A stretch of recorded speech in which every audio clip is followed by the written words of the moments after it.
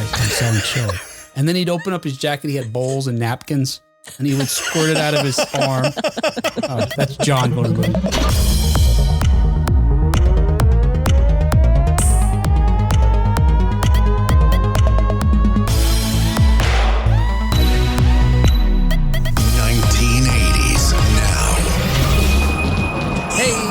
Welcome back to another episode of 1980s Now, a weekly examination of the importance of 1980s pop culture and its influence today. Hey, everybody, my name is Will, and joining me, as always, are my friends and my co-hosts, Kat and John. Hey, guys. Howdy, friends. What is going on? Nothing. Okay, good. We're doing a show. Nope. This is not parliamentary rules. Okay. Can't ask for the floor or something. I object. Hey, and if you want more of John's objections, head over to Gen X Grown Up, where he's entirely objectionable. The entire show is just constantly objectionable. Very objectionable. Yes. Gen X Grown Up podcast, YouTube channel, all those things. Hey, on today's show, we're going to review current news stories related to 1980s media, including He-Man has been cast again. Yeah, I know. Oh, we've done this story a few times now, and every time we do it, there's a new guy cast. Mm-hmm. George Lucas makes it news again. Yeah, exactly. There you go. Content. Thank you. Hopefully, this movie never gets made. George Lucas has got me pissed again. We're still? Everything's good. Yeah, right. He's hanging on to this, hanging on to the anger. Who needs a shark when you've got Richard Dreyfuss? That harrowing opening scene of Fallout and Furiosa in the future of theater. There you go. There's time codes in the show notes if you'd like to skip around, but don't tell John because he thinks it's a waste of time. Who's going to click on them? He thinks everybody listens to everything. Yeah. If you click on the show notes, write in and let me know. I'm curious. I am too. When I listen to Gen X Grown Up, it's like, hey, I'm John and a Gen X Grown Up, and I'm like, skip. And then I hear a blooper. I'm only on there for the bloopers at the end. But you didn't need time codes to do that, did you? Just Sorry, skip. Yes. Hey, before we get started, a quick announcement. The announcement that confused John because it was in our show notes. Hey, folks, right now, I want you to tune over to my new friends, Scott and Pete, over on Movies That Made Us Gay. It's a podcast hosted by these two guys who they analyze, talk about, review, discuss movies. I'm on the show right now. If you're listening to this show, all right, check it out. If you want to hear me talk with them about The Road Warrior or Mad Max 2, as it was named in other places around the world, it's one of my favorite movies from the 1980s. And we also do talk about Furiosa, which is, the most recent Mad Max film that came out in the franchise, which is a prequel to Fury Road that came out 9 years ago. So you're telling me I prepared a list of movies that made me gay for no reason? It's just to promote another show? I am so I'm going to go sorry. on that show to talk about the movies that made me gay? I should have been clearer. Yes, John. I will talk to Scott and Pete and see if you can't go onto their show to talk about your list. But for now, no. That note in our show notes was for me to remember to remind folks to check out the movies that made us gay, hosted by Scott and Pete. I'm on there right now talking about Road Warrior. And if you don't want to hear about the Road Warrior, listen to a different episode because these guys are great. They're well-researched. They've got great chemistry. It's just really easy to listen to them talk about whatever film it is. And quite honestly, I usually look through the catalog and think, oh, I like this movie, or I'm curious about their opinion about this movie, or this movie's terrible. I want to hear what these guys say about it. And they often have on guests. They often have on guests, not like me, guests that actually know what they're talking about and are, bring something to the conversation. Well, certainly you told them everybody that you've talked to and met, right? While you were on the show. That's all I did? I'm guessing. Sure. No. Well, you're going to have to listen to find out. All right, there you go. I will. Hey, okay. You didn't talk me out of listening. All right, good. I know Kat will listen. All right. Hey, let's get caught up on 1980s news. Hey, just like Darth's mentioning in the comments here. Yeah. And per Variety, I should say per Darth in the comments. He's on it. Nicholas Galitzine. Galitzine has been cast as He-Man. Mm-hmm. And come on, you guys, right? We're all over 50, so we heard this news and we went, who? Right? We've done it before. I have no idea who this guy is, but I'm sure he must be fantastic. Right. It's what I call Timothy Chalamet syndrome when he was in Dune. I'm like, who now? Who? He's what? 17? I don't know. Now, hey, look, it doesn't mean it can't be great. Dune Part 1. Certainly. Haven't seen Part 2, but that kid's been great in all the things I've seen him in, I think. And he was a killer Wonka for that matter. But yes, I didn't know who he was until then. Yeah. Right, exactly. Yeah. Well, as Variety points out, Nicholas Galitzine, I'm going to keep saying it till I get it right, may need to call his hairdresser because the brunette has, who's now actually appearing in the Anne Hathaway show on Amazon Prime, I want to say, The Idea of You. It is. Okay, I very good. just started watching it today, actually. Did you get to the Wang Chung scene yet? No Wang Chunging quite yet. All right. Definitely on the horizon, Be on the however. lookout.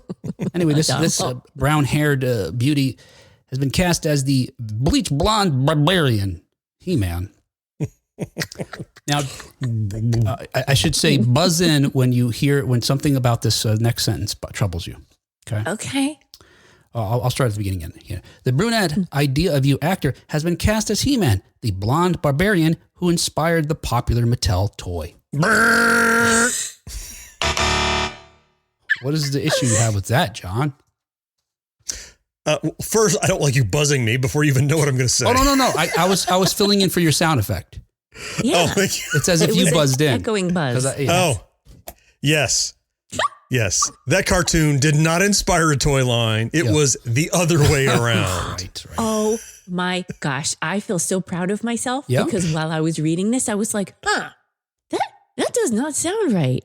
And then I forgot to go double check. Actually, it was the toys that inspired the cartoon. Yes. Are you happy now? Yeah, right. Yes. Mattel began developing the Masters of the Universe toy line in the late 1970s. And the first action figures were on sale by 1981. But it turns out a year prior to that, Mattel approached Filmation to help them market their new toys. And according to Erica Scheimer, the daughter of Lou Scheimer, who co-founded Filmation, in about 1980, Mattel asked Filmation to do the animation for a commercial for the He-Man line. Mm-hmm. And it was at that same time that Filmation was already developing Black Star. If you remember, that was another sort of Conan-inspired type, character. And it turns out that Lou Scheimer was really fond of the genre, so he turned to Mattel and said, hey, I want to make this into a show for you guys. Filmation had just been bought out by Westinghouse, and Scheimer got Westinghouse to foot the bill for the whole thing. Wow. But as a result, he asked them for creative control over the cartoon, so he didn't want any of their input. Of course, they did provide some input, and to what extent, Mattel / the comic book writer, that they got to write the story, influence the series or not, it depends who you ask. But there seemed to be some, there was some conflict between the two powers that be as far as what made it on the air. But who cares? We loved it. Anyway, regarding this movie, Bumblebee director Travis Knight is directing the film for Amazon MGM Studios and Mattel. Now, buzz in. I don't know what sound you have to make. It doesn't matter. Just make any old sound you want. Make a bing sound. I don't know, whatever. I'll add it in. If something strikes you as curious about this, I'll read these two sentences again. Bumblebee director Travis Knight is directing the movie for Amazon MGM Studios and Mattel. By the power of Grayskull, the long-delayed film will be released in theaters on June 5th, 2026. Didn't Amazon just bury the other movie they were going to release in theaters? Right. Talking about our Fall Guy? No, the Road. They moved that out? The Roadhouse. Oh, the Roadhouse was theirs. That's right. So they're going to release He-Man in the theater? Yeah, but they didn't. Roadhouse, they pulled the bait and switch. Roadhouse. I don't know. I would not trust them at all. I mean, how good's it got to be for them to leave it in the theaters, considering how good Roadhouse was? Yeah, I know. That's exactly. So you think what lesson, did they learn a lesson from that? But we're going to talk on a couple of stories from now. Maybe they're smart not to do it in theaters because what we're seeing is almost an unpredictable trend in theater right now. Yeah. Anyway, with regard to Masters of the Universe, we've been talking about it for years because, and it turns out that it's actually the whether it's going to make it to a new live action adaptation was going to make it to the screen or not has been going on for far longer than that. It's been a 2-decade plus journey. The project was set up at Warner Brothers, and thank goodness for Mattel, Warner Brothers just passed it, and it got to Sony. Yes.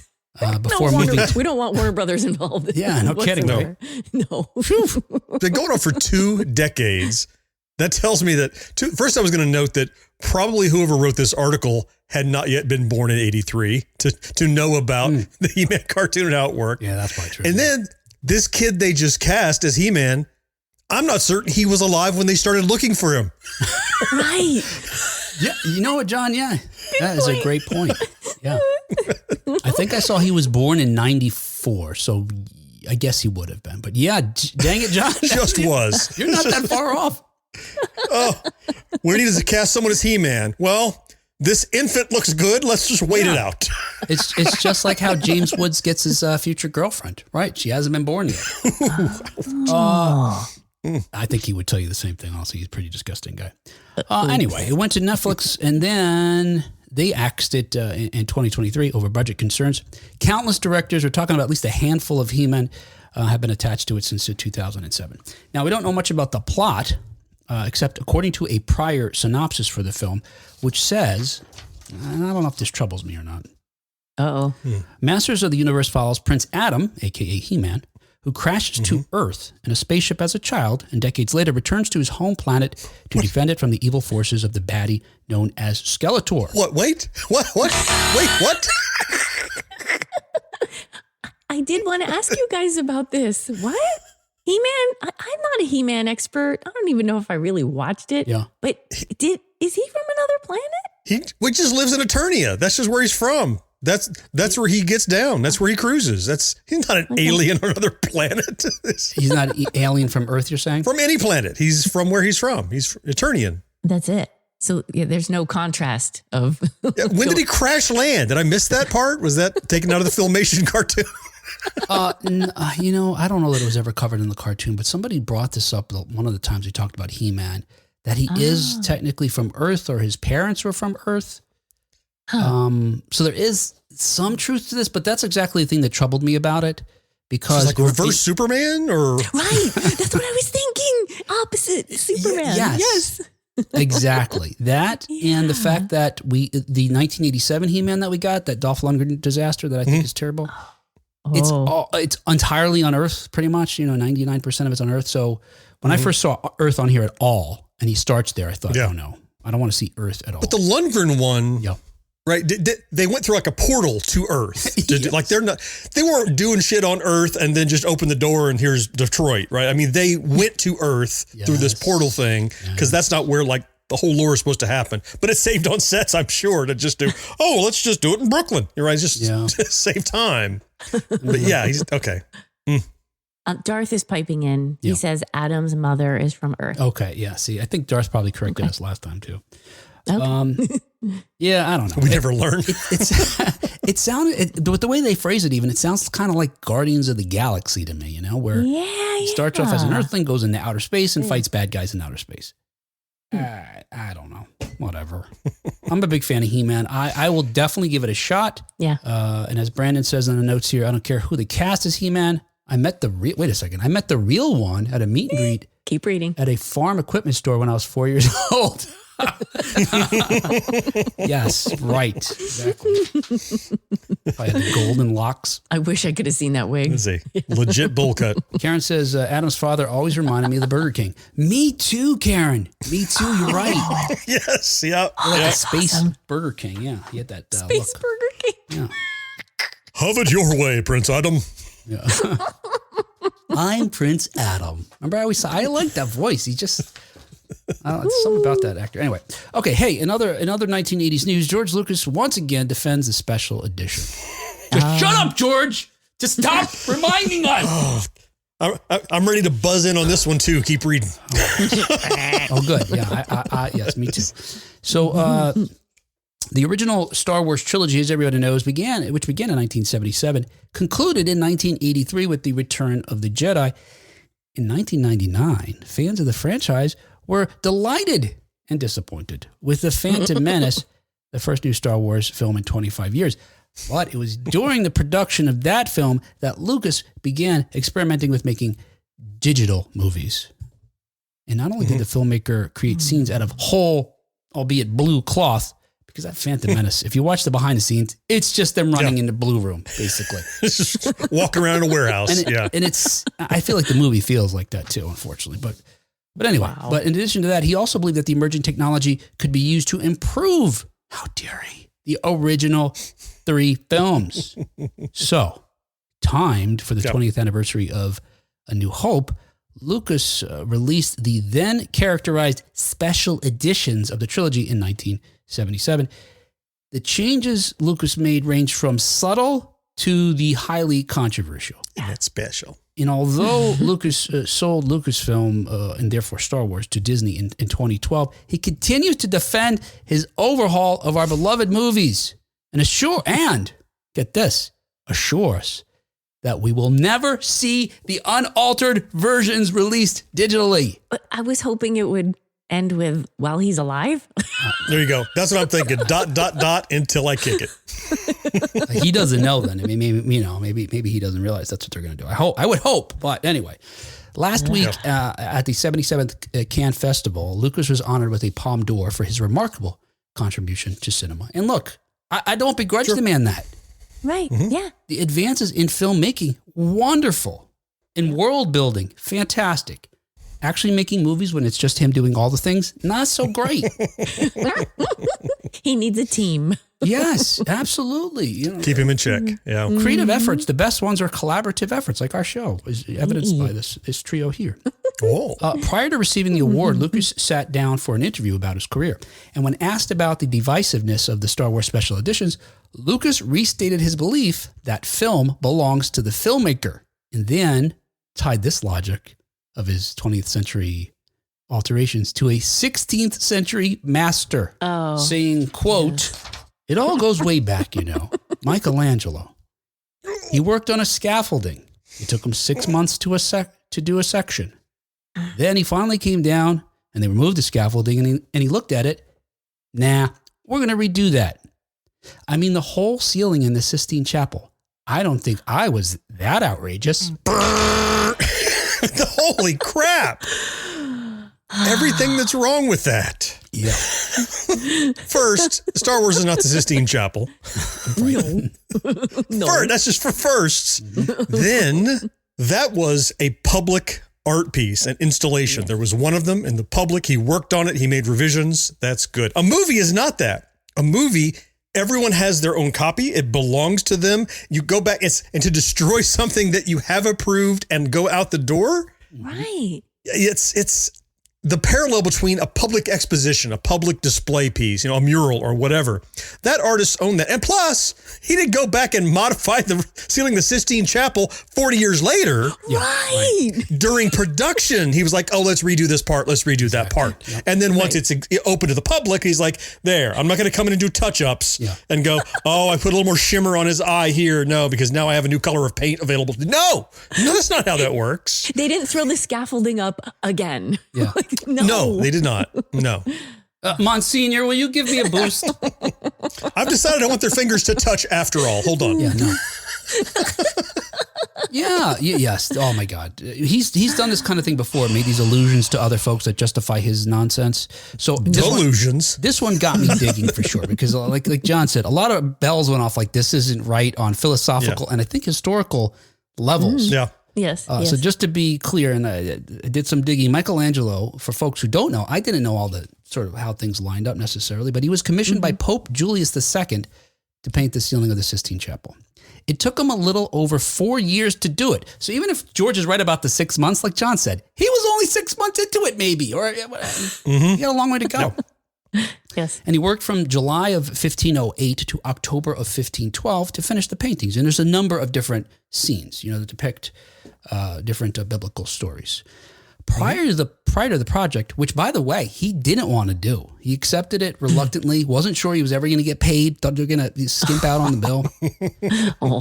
But Michelangelo, it turns out, never painted frescoes and was learning how to do so as he worked. And what's more is he chose to do what they refer to as buon fresco, which is the process of painting on freshly laid plaster, which is, by my reading, the most difficult method and normally reserved to someone who's already mastered frescoes. Well, unfortunately, so even like George is saying, He couldn't go back once it dries. I hope he at least got the rights to the toy line. Michelangelo. I only have God. I need Adam. Complete the set. The set. No, Adam is the chase figure. There's only 666 of those made. Sorry. Mm-hmm. Yes. I got the clear one. Ooh, he's a force ghost, Adam. Well, unfortunately for Michelangelo, talking about revising art, around the time he completed his work, depicting nudity in art became taboo. So for hundreds of years prior, the naked form was used to represent purity, honor, virtue. Mm-hmm. In the 16th century, the Catholic Church decided it was obscene. And it turns out the reason why they did that was in part because they were now competing with the Protestant Church for members. So folks were leaving the Catholic Church and becoming Protestants. And they're like, well, how do we bring those people back? I know. We got to change our thought about these things and be more puritanical with regard to some of our views. We can't have all this art with, boobs and penises hanging out. So that seems super backwards. Like, I mean, if I were going to go to church, it'd be the one that has the most boobs on display. Yes. The most and the biggest. Yes. Right. Don't hide them. Mm-hmm. The guys down the street hide them. I left those guys looking for you. We don't have a Virgin Mary. Our Mary is very experienced. And she's got huge knockers. We have a courtesan Mary. You have one, it doesn't work for you. And she just had a baby, so she's lactating still. We got all of your fetishes covered.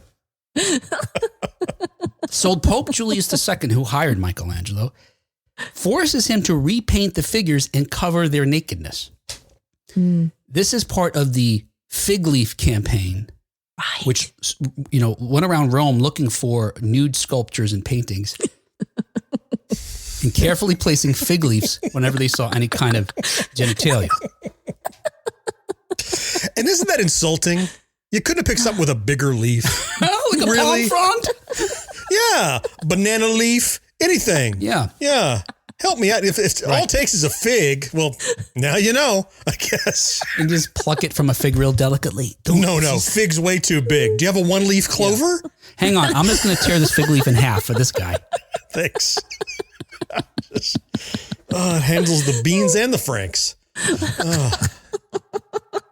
Then, in the 1700s, a nannerist artist named Daniel da Volterra added a loincloth and further camouflaged the nudity in the painting to suit the Vatican's then current censorship standards. Anyway, the good news is, I liken this to adding Jabba the Hutt, Boba Fett everywhere you can, Greedo shooting first, Clunky, a bunch of changing the songs in Return of the Jedi.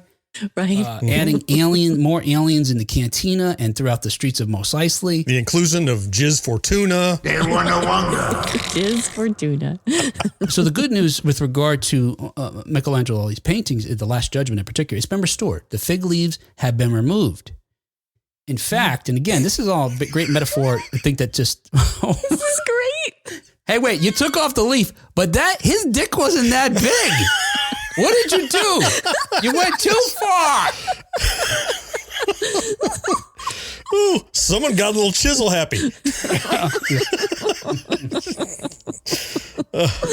Well, you're circumcised now. Right, exactly. Yeah, you gotta do that. Yeah.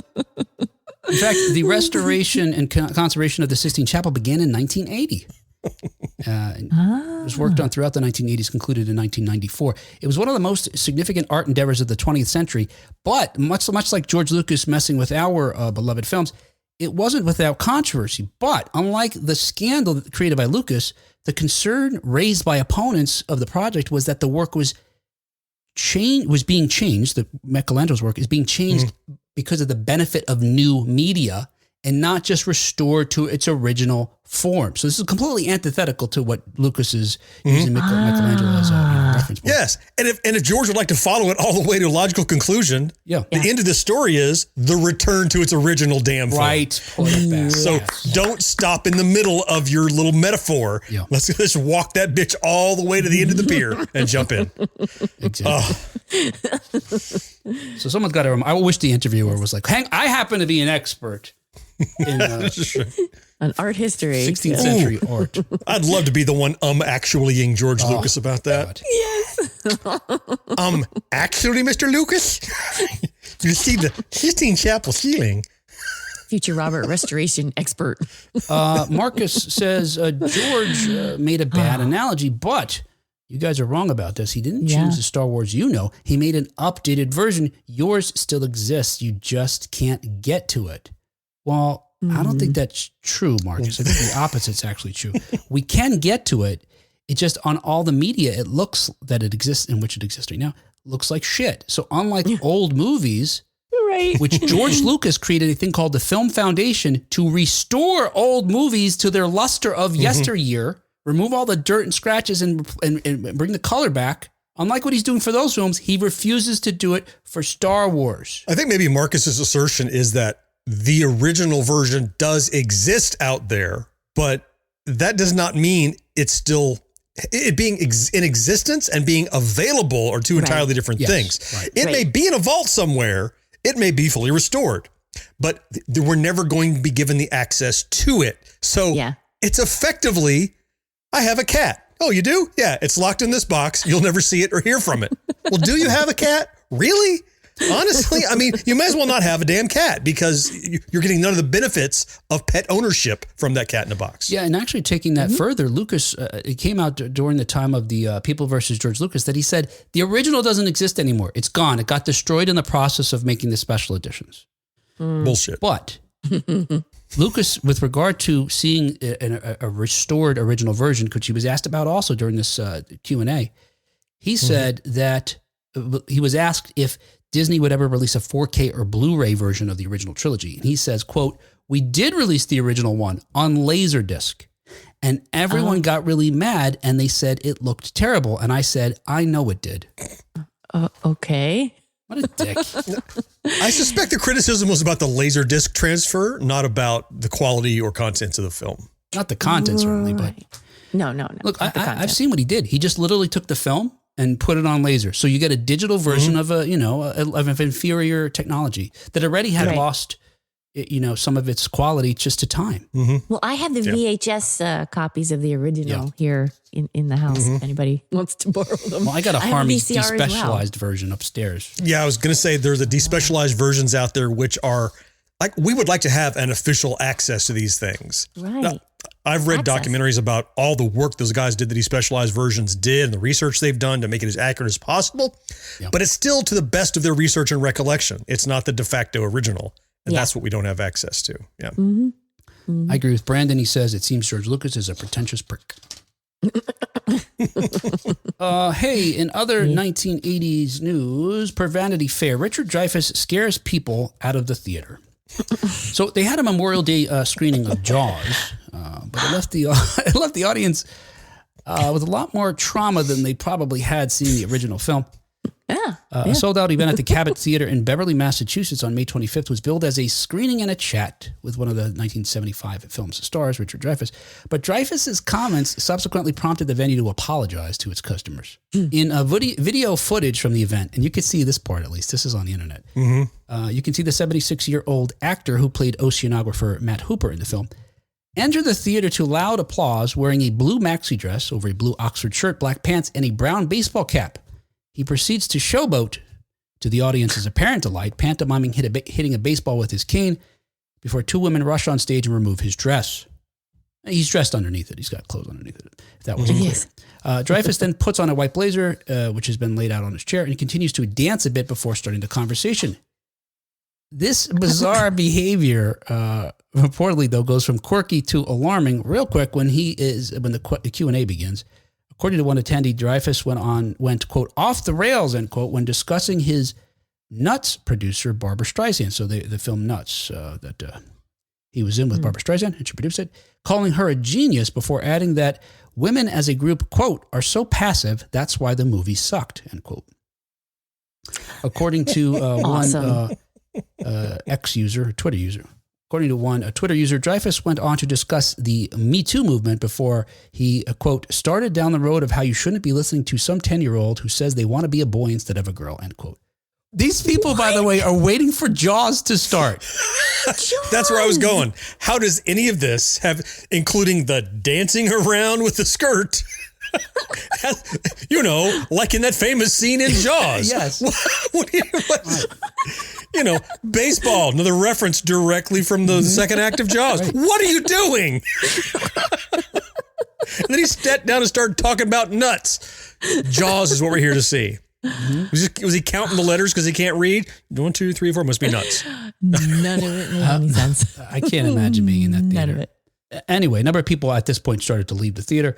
One person who was in attendance wrote on Facebook, "This was disgusting. How could the cabinet not have vetted this act better? Apparently, he has a reputation for spewing this kind of racist, homophobic, misogynistic bullcrap. I demand a refund." End quote. The theater issued a lengthy response to the attendees. In a statement obtained by the Hollywood Reporter, they wrote, quote, "The views expressed by Mr. Dreyfuss do not reflect the values of inclusivity and respect that we uphold as an organization." Imagine they said the opposite. They released a lengthy statement. Right on. Right. Damn straight. Yes. Hashtag stand with Dreyfuss. Right. Hobble and dance with Dreyfuss. Yeah. Everybody's looking for a reason to be offended, and they're quick to be offended and quick to jump on social to tell you how offended they were before they think about it and process it. And so magically the cameras were off when he did the stuff that people got mad about. They only had him walking on the set. Maybe they said no videography. I don't know, whatever. But it was convenient that what they were most mad about was not visible to see. So I'm like, all right, but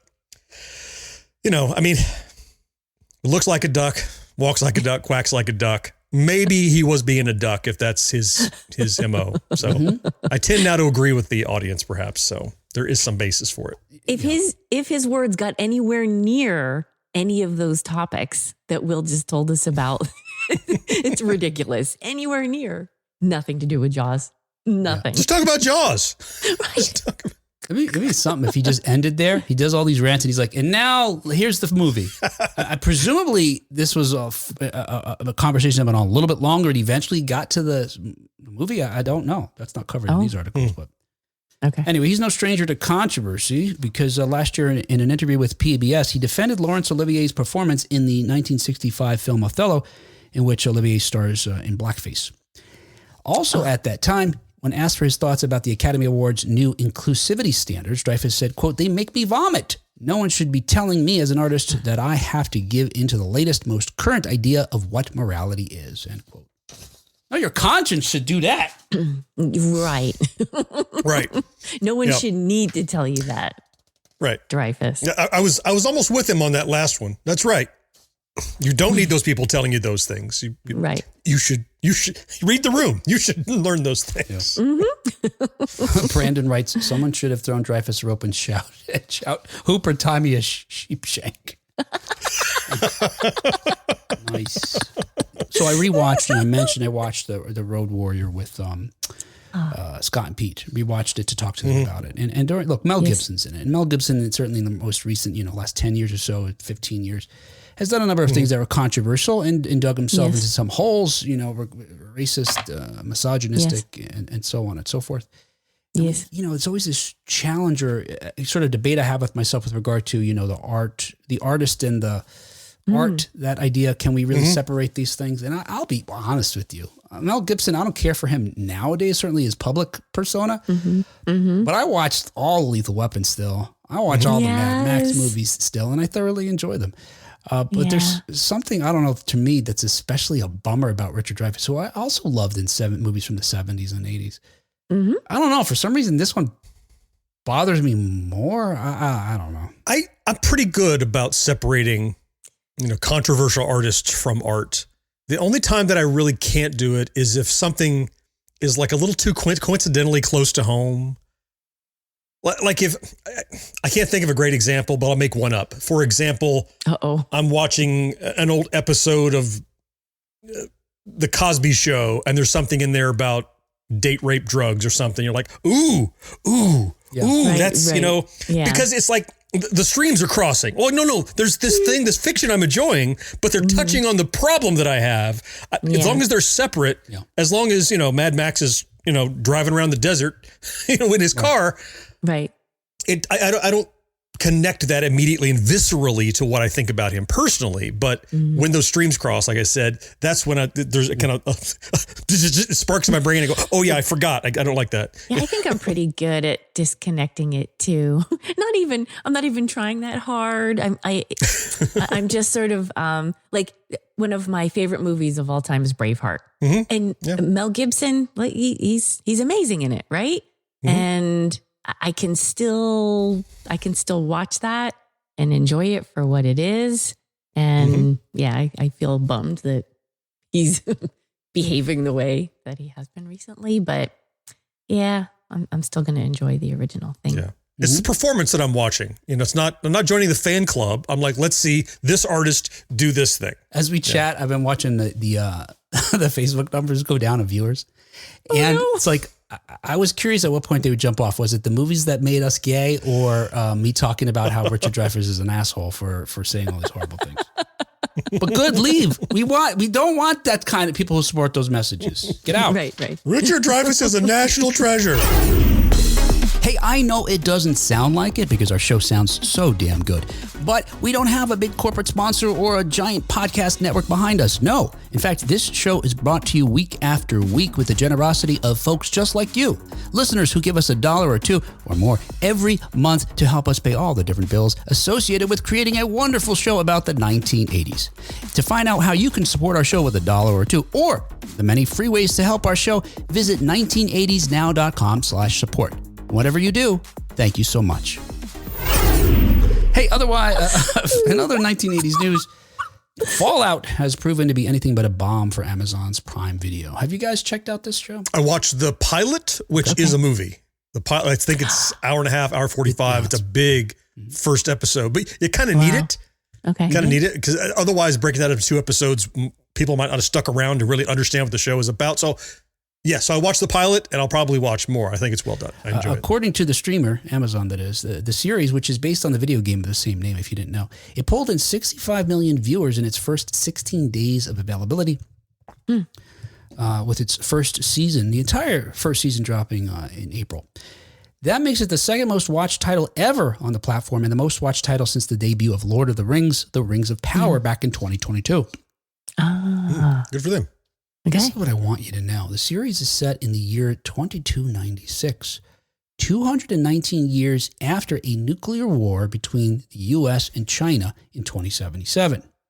And the story unfolds in an alternate history where pre-war humanity, this war, humanity's reliance on nuclear power led to a retro-futuristic society. So it looks like the 1950s, but they have technology that exceeds what we had in the 1950s, and a lot of it's like atomic-based. But they've got robots and other kinds of advances that we still don't have today. So it's just really kind of neat aesthetic. It's not steampunk; it's something else. It gets retro-futurism is how they describe it. But of course, I bring it up because even though it's set in the 1950s. It's interesting, I suppose, in the sense that, in the 1980s, there was so much of a connection to the 1950s. Well, it kind of works both ways because this 1950s films or TV show is reminiscent to me of the 1980s just because of the threat of a, nuclear war. Yes. And after the bombs in this movie drop, many survivors live underground in bunkers that they call vaults to protect themselves from what is outside of the vaults, on the surface, radiation, mutants, bandits, but most of the folks in the vaults don't really know what's on the surface, and many of the people on the surface don't know what's going on in the vaults. Anyway. Because they've been in there for generations now. Yeah, right, yeah. And the show it follows a number of different characters, but the one in particular that I wanted to bring up is Cooper Howard, who's a silver screen cowboy. So again, thinking about the 1950s, they were into atomic age, stuff, even including science fiction, Westerns, and also they had this, like we had in the 1980s, this fear of communism, Cold War that could turn hot at any moment. Anyway, so Cooper Howard's played by the ever reliable Walton Goggins, one of my favorite contemporary actors. He's good in everything he's in.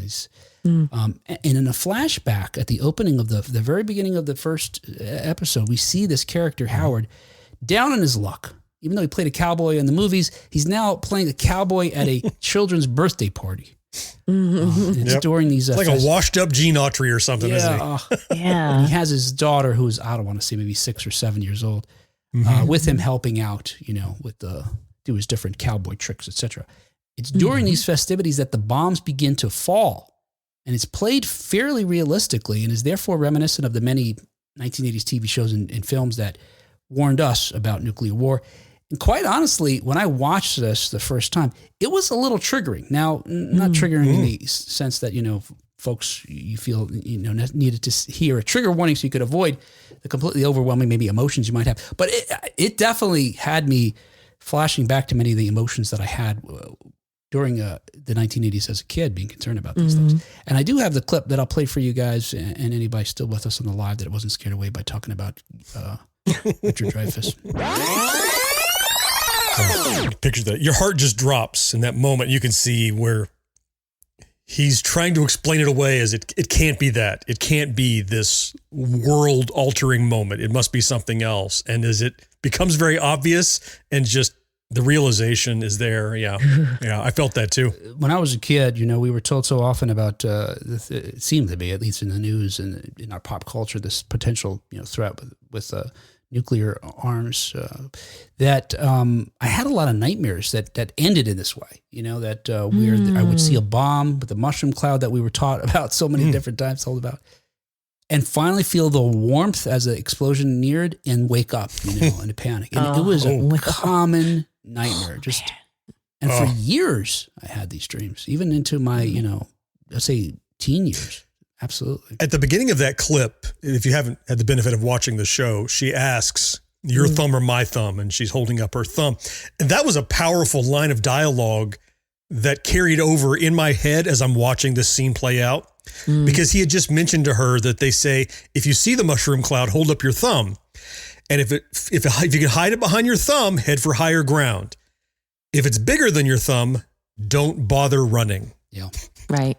Oh, damn. I had never heard that. I don't know if that's brand new written for this show, but that was powerful because it was much bigger than it was very big on the horizon for them. Way bigger than anyone's thumb. Yeah. It just added to the finality of it, the unavoidability of it, that it's there. If you can see it, you're already dead is kind of that's kind of the sentiment. It's chilling. And as the scene plays on, everyone starts running for their lives. And you get a sense because, look, he's the star. This is the lead character. He's got to survive, right? I mean, it's just one bomb and he's already running. And then the camera pulls out where you see more bombs striking this area where they live. There's more bombs. And the road he's on looks like it's heading for them. Oh, my gosh. You should definitely check out the show to see what happens next, of course. But when asked about how he felt about the scene, Goggins told comicbook.com, quote, I think the thing I didn't realize until I got there that day, we got into this, is that I was given the opportunity to experience this horrific event for all of humanity. I took that responsibility seriously. When I watch it now, I'm moved emotionally, and it makes me cry for the world, end quote. Hug your loved ones. Amazon's already renewed Fallout for Season 2. So even after Nuclear Armageddon, Season 2. So how bad could it be? Right, exactly. Well, wait, there's more. I got to tell you, speaking of the Road Warrior, our next story here is talking about Mad Max 2, our final story. Stuff like that, like even Fallout, which is bonkers crazy, what happens in this sort of new society. And the Road Warrior franchise, as a young person, I had hope. All right, look, not everybody's going to be killed. I could be one of the survivors. And I'm going to get to wear cool leather clothes, partly maybe some football gear. I'm going to have an awesome car. So it wasn't all dead inside, to it. Brandon says, I have no interest in watching Fallout because I don't like the games. Way too wide open and vast the games are. I like my video games to the point. If I want to scratch my head and wonder where I'll go, I'll just stick to real life. Yeah. I didn't play the games either, and I'm enjoying the series. So it's not a prerequisite. Oh, yeah. I've never played the game either. As I mentioned, finally, in 1980s news, per the New York Times and Variety, I got a little bit of both from these things here, and some additional reporting by Kat. Furiosa flames out. Hollywood expected Furiosa, a Mad Max saga, to scorch the box office over the holiday. Instead, the big budget Warner Brothers just kind of out. It cost $168 million to make, not including the tens of millions that it was necessary to market it. But it only collected an estimated $25.6 million in the U.S. and Canada from the Thursday through Sunday night Memorial weekend. Wow. Box office analysts expected the film to make about $5.4 million on Monday. So they were estimating it would make about $31 million. Maybe we have more specific estimates as of the airing of this show, but as of this time, that's the best we can do. It turns out that's the worst Memorial Day weekend result in 43 years after adjusting for inflation since Bustin' Loose, a comedic drama which starred Richard Pryor in 1981. Wow. Which only collected $24 million, again, adjusted for inflammation. I'm saying it again. It could be. Inflation. Yeah. You do have to adjust when you're inflamed. I need Advil to adjust my inflammation, honey. Anyway, these box office records, by the way, just as a side note, exclude 2020 when most theaters were closed, of course. Yes. And it wasn't just domestic audiences that failed to show up for the follow-up to Fury Road. The fifth entry in director George Miller's post-apocalyptic series, which stars Anya Taylor-Joy in the Charlize Theron role, and Chris Hemsworth is stalling internationally as well, with $33.3 million from 75 territories, bringing its worldwide total to $58.9 million. And again, it's a tough start when you think it's balancing against that $168 million plus budget. Now, it turns out the previous movie, which, by the way, Fury Road, I love that film. I think the Mad Max movies are kind of like the Star Trek movies in that the even ones are the best. Second one was better than the first. Fourth is better than the third. Okay. And this fifth one, which I did see, we're going to have to wait for the sixth one now. Hopefully, Oh boy. hopefully he'll get another chance. Well, but you just said you did like it. You said Fury Road you did like. Fury Road I loved. Furiosa was... I see. I had a lot of issues with it. You should listen to my buddies Scott and Pete when I'm on that show. The movies that made us gay, to talk more about it. But and I don't want to spoil anything for you guys if you're not interested in hearing about it. But it just was. Yeah, I saw it. Oh, you saw it? Okay. Well, then I guess the bottom line for me, John, just so you do know, is I felt like the energy of it was counter to the other films, in the sense that the other films have this very forward motion, almost like a car chase, and this kind of sat around a lot. Meandered a bit more. Yeah. Idled. And I wasn't expecting that. I can get he wanted to do something different after 4 other films, but warn a guy, put it on the poster, not like the others. Kind of boring. Oh Yeah. Ultimately, it's a budding sequel. I mean, it butts right up against the movie it's before, effectively. A bit like Rogue One. What am I? Yes, Rogue One, where it's an budding prequel where when that ends, you can start playing Fury Road and continue that story. There's like no room for much in the middle, and yet it goes so far back. Yeah. So it consumes probably 20 years of time there, which is odd, but I know what you mean. It wasn't a nonstop thrill ride. Yeah. There was, and I didn't mind that it took some time to explore the character, because I enjoy character more than I do the madcap flaming guitar parts. So I love that. Which are fun to watch. Yeah. Fun to watch, but they don't stick with me like good storytelling and character development does. So I ranked it a bit higher than you would have. Yeah, I guess for me, look, I loved Rogue One, but I think similarly to continue your comparison, it was answering questions that nobody asked. Like there was enough in A New Hope and certainly enough in Fury Road that I knew what the story was. I knew who the bad guys were. I got a sense for their backstories, and I didn't really need to know. I won't argue with you about Rogue One right now, but I love it. It's a movie that plugs a plot hole, so it had a purpose, I would argue. Okay, all right, I see what you're saying. I think. Look, I didn't plan on talking about Furiosa, the pros and cons of it, but I think the biggest, I'll just say, sort of, I think Miller even knew he was in trouble because, and this isn't the spoiler, like John said, they sort of tie right into each other. At the end, in the end credits, they show scenes from Fury Road, like from the next movie, from the previous movie. Hey, guys, I know this movie was kind of bad, but remember, I may also make good movies. Go home and watch that one.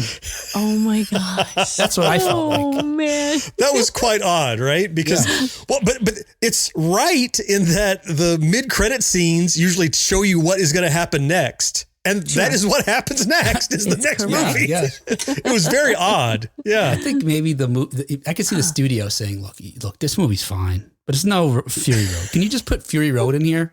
Okay. Oh my gosh. I'll show Fury Road during this movie. Get some flash forwards, please. Anyway, look, regardless of the merits of Furiosa, which again, it's a good movie. Don't talk me wrong. It's good. Yeah. It just didn't live up to my expectations as a Mad Max movie after Fury Road. Right. I get it. But Gotcha. look, I'm on the fringe of this opinion because most reviewers are praising the film. Oh, okay. Which is fine. But I think the thing that I wanted to talk to you guys about is more troubling, this continuing trend of movies tanking in theaters, even when the reviews are great and the expectations are high. Another example we talked about just a week ago or 2 weeks ago, Fall Guy. I think that movie is fantastic, deserves to be seen in the movies. After 2 weeks, they put it on streaming. And now it's playing like in one theater in my area 3 times, a day. It's right. astonishing to me.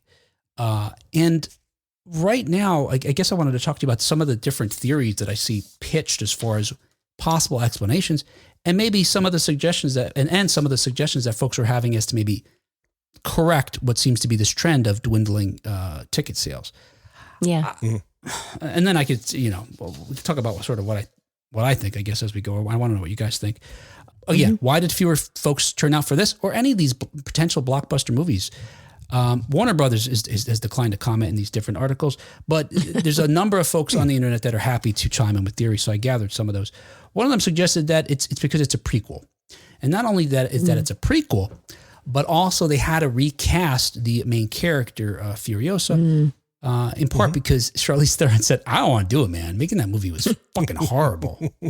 And Anya Taylor-Joy or Anya Joy Taylor, Taylor-Joy, Anya Taylor-Joy said the same thing. Yeah, She had a horrible experience making this movie.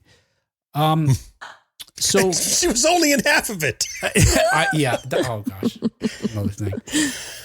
So and they suggest look at Solo, a Star Wars story. Isn't that a similar way in the sense that look, you don't have Harrison Ford, so the movie tanks. Yeah. I don't know that I agree with that, and I think you can't talk about Solo because when did Solo come out? Even wasn't that pre-pandemic? So I don't know. Yeah, that was pre-pandemic. I think for sure. I think pandemic's sort of a pivot point. I don't know if I buy this prequels can't do well. Probably depends on the prequel. Yeah, exactly. Another one was that it's just for fans, that despite a female protagonist in Furiosa, the prequel didn't meaningfully expand beyond its core demographic of older male moviegoers. Said differently, it's not a 4-quadrant movie. 4-quadrant movie means it appeals to everybody, which is, right. Yeah. Again, we have plenty of films that are niche and they do well. Folks often point to, the Barbie and Oppenheimer of last year. I don't know that those have in a Venn diagram, how much those audiences overlapped. One was probably more male skewing and one more female skewing, but they were both monster billion-dollar hit movies. Mm-hmm. This one is really weird to me. I see a number of folks talk about this, and I feel like it's just a bunch of bullshit that people in the business tell themselves. It's just mind-boggling to me. And maybe it shows you how I think, and I'm not in the business, have a failure to understand their audiences or what's happening. And that is they cite the lack of momentum. And the idea is that you have to have continually have in theaters movies that draw audiences. And that if you have a month without any good movies or blockbusters to draw people in, then everything else after falls off too. That makes no sense to me. I would think it in so many ways it should go the other way, where you're kind of like, oh man, I wish a really good movie would come along. It's been a little dry. Yeah. You're anticipating something like a roller coaster, you got your peak. I'm scrolling my app. What's out that's good this week? Oh, nothing. Oh, but in 2 weeks, I'm eager, right? I'm pre-ordering tickets. I'm looking ahead. Yeah. That ebb and flow is okay. It doesn't have to be constant pressure. Yeah. So one expert, again, cited the Fall Guy. They said, well, look, we expected the Fall Guy to be great. It wasn't. So now, of course, Furiosa is not doing well either. What? No, No, those aren't connected, I don't think. Yeah. Other than they're both in the theater. Yeah. Right. And along these same lines with this lack of momentum, I see the strike is often blamed because the idea being that there's been a production lag. And so films that were expected to come out, it got pushed back. Okay, fine. But I'm not punishing Furiosa because I'm not getting to see Wolverine and Deadpool yet. This makes no sense to me. That just smells like analysts looking to earn their paycheck and find a cause for this problem that can be specifically addressed. Yeah. And I don't think it is that. It's not like, oh, plug the leak. That was easy. It's not like there's a thing. Mm-hmm. It's a general lots of stuff. Yeah, all the things you mentioned, sure, they had an impact. Of course they did, to some degree. But if any one of them weren't present, it doesn't mean we'd be right where we used to be necessarily. Right. Yeah. It's all that plus attitudes, plus, maybe don't spend $169 million on a prequel. Maybe you spend $20 million on an original film. Then when it does only $15 million at the box office, you can all have a ticker tape parade, not lament the fact that you didn't make back your obscene prequel budget, in an established IP. Yeah, but even still, John, you're explaining or suggesting an idea to remain profitable as the audience changes or is smaller. But and maybe that just reinforces the idea that we really don't know how to make the audiences grow necessarily. So we have to adjust, production budgets. Remember when we talked about Roadhouse and how it was the most streamed movie ever, and it was, they really should have put that in the theater because, wow, imagine what they would have made. But I was thinking more about that. There's no guarantee that if it had been in the theater, that every single one of those people would have purchased tickets to go to go out. Many of them probably would have said, "Oh, I'll wait for it to come to streaming." And some, I feel, some certainly. I mean, some people would have gone out. I don't know if I would have or not. Just personally, I can't say for sure. But I feel like that's part of it too. Like the streaming thing. People are really getting so much more used to being in their homes, watching on their phones or their tablets or their TVs or whatever. And they're just not as excited or willing to shell out to go to the movie theater. Yep. There's a few hurdles there for people, perhaps, if they're just patient enough, then they can just watch it at home. That's the thing, Kat. I mean, you hit on something, Will kind of said, well, you're talking about profitability now, which I get. Yeah. It's not so much the budget level I'm talking about. It's really more what Kat was saying, which getting rid of reasons people might not go. Mm-hmm. People tend to go, let's take an established property, a known franchise, and do something with it. Because now you have an established base who are going to rush to the theater to see it. Mm-hmm. Well, maybe. But you also have an established base of fans who will be angered by every possible decision you make and give them a reason to boycott. I don't want to see. You've recast. I don't like the angle. Yeah. Oh, now this is a person of color. Is it whatever you're going to do? If it isn't exactly what they think it ought to be, that's another reason for them to rail at it. With something original, at least there's an intrigue there's no barrier of like, well, what's the fan base going to say? There's no fan base. Mm-hmm. If I make a movie called, The Bricklayer, whatever, like, oh, was that the sequel to something? No, it's about a guy that lays bricks. Well, what happens? Well, intrigue. Something happens. You'll have to go to the movie to find out. It's not another X. Yeah. It's not like, well, this Raiders of the Lost Ark didn't do blah, blah, blah, blah, blah. No, it's its own damn film. It does different things. Stop being angry about it. Yeah. So if it's its own thing, you don't have to go, well, it's not different from anything. It's its own thing. Mm-hmm. But granted, it's a numbers game. I guess they tend to go, well, the franchise will have, at least we'll know these people will go. But then they overshoot the budget and shoot themselves in the foot. So I don't. Yeah. If I had the answers, I'd be employed. Yeah. So. Well, I think there's a synthesis between your two responses that may be getting close to it. This idea that I remember when we were kids, even when we would have to wait like a year for something to be on VHS, maybe 6 months, but a year certainly when things first started coming out. Yep. But as that window tightened up, we did make these decisions. I remember saying these things out loud. I'll wait for it on home video. Mm-hmm. And you could tell by a trailer in a movie theater. We'll wait for home video for that one. And we make those decisions long in advance of them even coming out in the movie necessarily. But now that those windows have closed, people can make those decisions. I guess they can be more discerning even. And especially like a Fall Guy, which again was on TV, or streaming now within just 2 weeks. But also what John was saying about this idea that creating something that's original enough that people won't want to wait for home theater. Mm-hmm. Because you're going to know about it, and I'm not yet. I'm going to go see. It's that water cooler thing. Yeah. Yes. Yeah. Well, I went to see Fall Guy because Will was like, Fall Guy, Don't wait. Yeah, I was like, don't wait. Right. And I'm like, okay, I got to go.